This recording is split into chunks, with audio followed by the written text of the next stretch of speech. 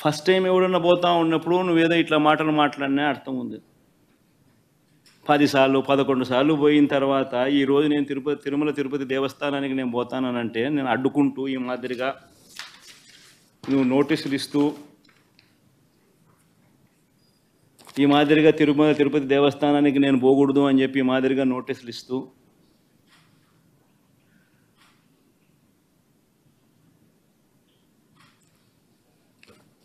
ఈ మాదిరిగా మా ఎమ్మెల్యేలకు మా కార్పొరేటర్లకు అందరికీ కూడా ఈ మాదిరిగా నోటీసులు పంపుతూ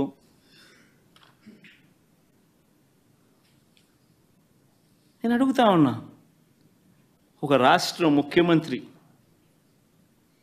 ఇంకా 5 సంవత్సరాలు బ్రహ్మోత్సవాలలో తిరుమల తిరుపతి దేవస్థానానికి వస్త్రాలు సమర్పించిన నేను, ఇన్నిసార్లు తిరుమల తిరుపతి దేవస్థానానికి వెళ్ళిన నేను ఈరోజు తిరుమల తిరుపతి దేవస్థానానికి నేను రాకూడదట, పోకూడదట మాట్లాడుతూ ఆయన నోటీసులు చూపించారు సార్. ఆయనకి ఇచ్చింది కాకుండా మొత్తం వాళ్ళ కార్యకర్తలకి నాయకులకి ఇచ్చిన నోటీసులు చూపిస్తున్నారు.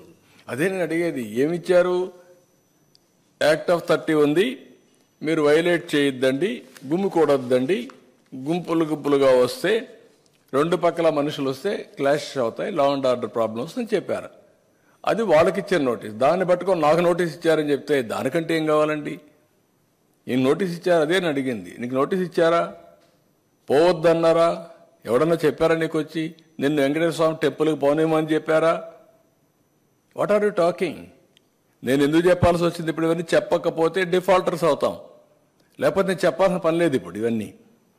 అంటే వీళ్ళు ఏ అబద్ధాలు చెప్పినా కండెమ్ చేయకపోతే అబద్ధాలే నిజమైపోతాయి.